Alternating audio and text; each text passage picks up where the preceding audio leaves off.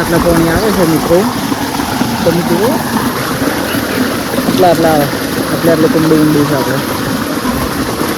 આટલા કુંડી ઊંડી છે. આટલા પાણી આવે છે.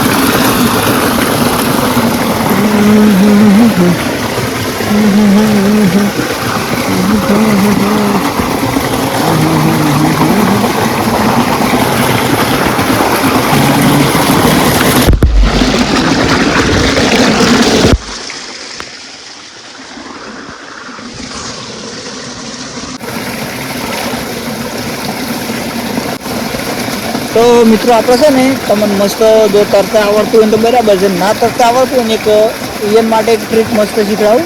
તો જો આવી રીતે કુંડી હોય ને, કુંડી એમાં તરવું હોય ને તો આપણા પેટમાં જેટલો આપણે શ્વાસ ભરી કરીએ એટલો ભરી દેવાનો અને બીજો મોઢામાં ભરવાનો શ્વાસ, અને એ શ્વાસ એમને રોક્યો રાખવાનો. અને રોક્યો રાખ્યા પછી આપણે ઓટોમેટિક ઉપર તરતા થઈ જાય. અને આપણા પગ રહે ને આવી રીતે કુંડીની પાડી હોય ને એના ઉપર ખડાઈ દેવાના એટલે અંદર જ આપણે મળી જઈએ. તો મિત્રો હું તમને ટ્રાયલ કરીને બતાવું, તમે જો ખાલી. તો પહેલો શ્વાસ ભેગી આખો અને જેવો શ્વાસ છોડ્યો ને એવો જ અંદર ઓટોમેટિક જતો રહે, ડૂબાઈ જાય. તો જુઓ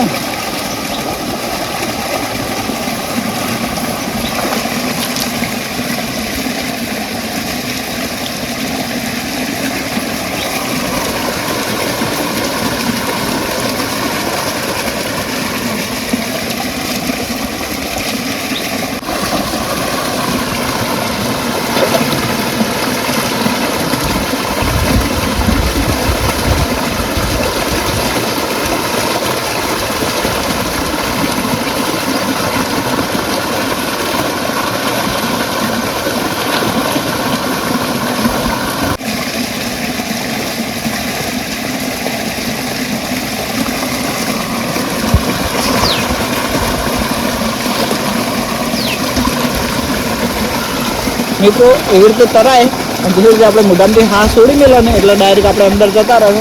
અને બીજે પગ હિલાયા વગર આપણે તરી કશે કે નહીં તરી કરતા ચેક કરો જુઓ.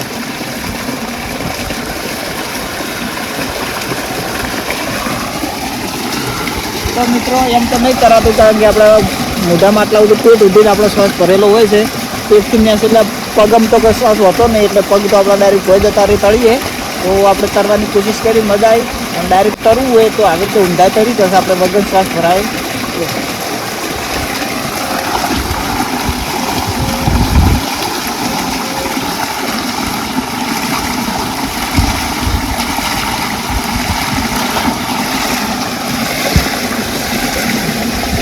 પણ આવી રીતે તરવું ને એના કરતાં પેલું શ્વાસ ભરીને તરવું ને બહુ મજા આવે છે.